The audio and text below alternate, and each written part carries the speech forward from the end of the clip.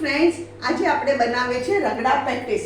એના માટે મેં શું કરેલું, 100 ગ્રામ સફેદ વટાણા, એને 3 વાર ધોઈ કાઢ્યા, પછી પાણી નાખી, સોડા નાખી, મીઠું નાખીને 10 મિનિટ સુધી ખદખદાવ્યા. એને એકદમ એક સરખા ખદખદાવ્યા. પછી ગેસ બંધ કરીને એને 8 કલાક સુધી પલાળ્યા અને પછી 8 કલાક પછી એને બરાબર ધોઈ કાઢ્યા અને પછી પાણી નાખીને એને 5 વિસલ સુધી કૂક કર્યા અને એમાં મીઠું ને હળદર નાખ્યું. એ ઠંડા થઈ ગયા પછી કાઢી છાલિયામાં અને મીઠું અને હળદર નાખ્યું. તમારે ખાસ ધ્યાન રાખવાનું, તમે સોડા નાખીને પલાળો પછી એને ધોવાનું નહીં ભૂલતા, નહીં તો હળદર નાખશો ને એટલે તમારા વટાણા બધા લાલ થઈ જશે. એટલે એને તમારે પલાળવાના મીઠું અને સોડા નાખીને 8 કલાક સુધી, પછી બરાબર ધોઈ કાઢવાના, પછી 5 વિસલ સુધી એને કૂક કરવાના. પ્રેશર ઓછું થઈ જાય એટલે એને છાલિયામાં કાઢી મીઠું અને હળદર નાખીને આવી રીતે કરી કાઢવાના. મીઠું અને હળદર જ નાખવાનું. બીજી સામગ્રી મેં કરી છે 5 મીડિયમ સાઇઝ બટાટા. એમાં મેં મીઠું અને કોર્નફ્લોર નાખીને આવી રીતે પેટીસ વાળી દીધી. મીઠું અને કોર્નફ્લોર. આજે હું ફુદીનાની ચટણી નથી વાપરતી. આજે મેં શું કર્યું, લીલા મરચા, મેં 14 લીલા મરચા લીધા, એમાં મીઠું અને પાણી નાખીને મિક્સચરમાં ગ્રાઇન્ડ કર્યું અને આ મરચાની પેસ્ટ બનાવી. આ તમે ભેલપુરીમાં બી વાપરી શકો, સેવપુરીમાં બી વાપરી શકો, દહીં બટાટા પૂરીમાં વાપરી શકો. બીજી સામગ્રી જોશે આપણે ઇમલીની ચટણી. આની રેસીપી મેં મારી ચેનલ પર શેર કરેલી છે. આ ઇમલીની ચટણી, કાંદા ઉપર ભભરાવા, સેવ, હવે અને તેલ, આપણે તળવા માટે તેલ. હવે સૌથી પહેલા આપણે પ્રેક્ટિસ કરીએ. અહીંયા મેં નોનસ્ટિકની કડાઈ લીધી છે, નોનસ્ટિક પેન લીધું છે. કડાઈ નો કહેવાય, પેન ઇટ ઇઝ. એમાં હું તેલ નાખું છું. ચારે બાજુ હું તેલ પાથરી દેવાનું.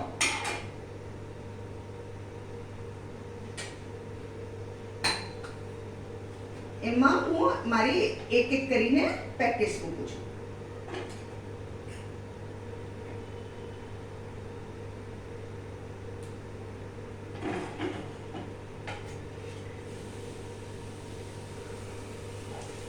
અને ફાસ્ટ ગેસ જ રાખવાનો, અને ધીરો કરવાની જરૂર નથી.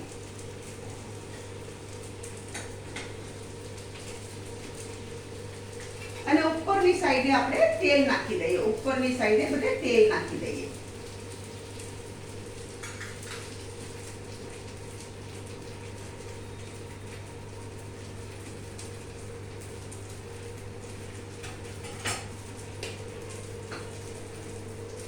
આ બહુ સરસ લાગે અને આ ઝટપટ બની જાય છે. તમે બીજી રીતે બી પેટીસ બનાવી શકો. એમાં શું કરવાનું, લીલા મરચાં અને કોથમરીની પેસ્ટ બનાવવાની, એમાં મીઠું નાખવાનું અને પેટીસ કરો ને એમાં ગોલ કરી, એમાં વચમાં પૂરણ ભરીને તમે આવી રીતે ફ્લેટ કરીને બી પેટીસ કરી શકો. પણ હું સિમ્પલ કરું છું, ઝટપટ પતી જાય આપણે. અને આ બી એટલી જ ટેસ્ટી લાગે છે. આમાં મેં ખાલી મીઠું અને કોર્નફ્લોર નાખ્યું છે.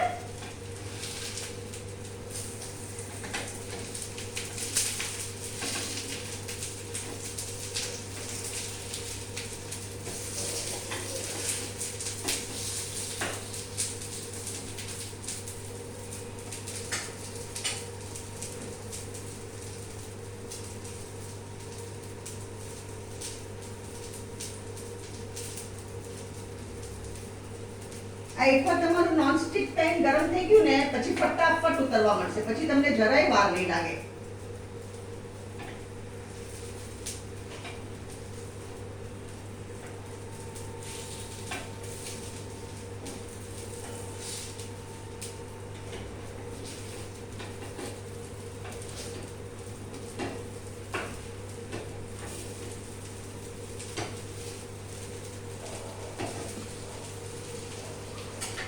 હવે આપણે આપણી પ્લેટિંગ તૈયાર કરીએ.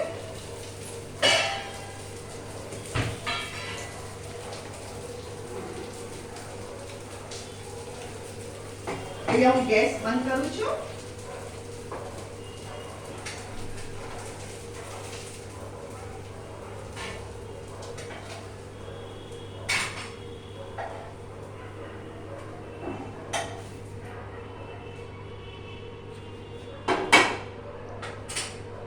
જો આ કલરની આપણી આ પેટીસ થઈ. હવે આના ઉપર હું રગડો પાથરું છું.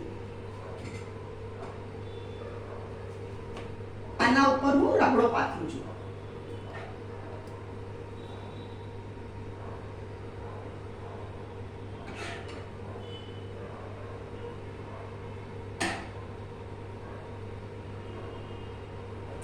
એના ઉપર મીઠી ચટણી.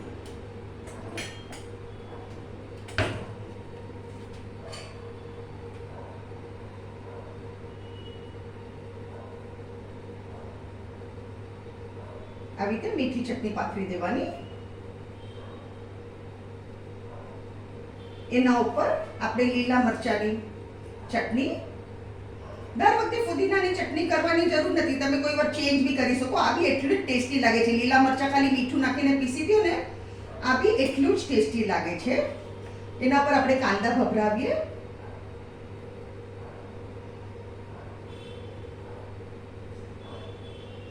એના ઉપર આ સેવ ભભરાવીએ.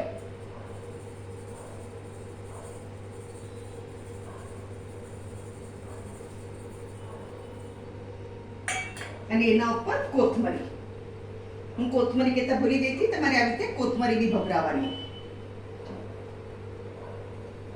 આ છે આજની આપણી રેસીપી રગડા પેટીસ. અગર તમને મારી રેસીપી પસંદ આવી હોય તો મારી વિડીયો પર જરૂર કમેન્ટ આપો. તમને કેવી લાગી મારી રેસીપી. મારી વિડીયોને શેર કરો, લાઈક કરો અને મારી ચેનલને જરૂર સબસ્ક્રાઈબ કરો.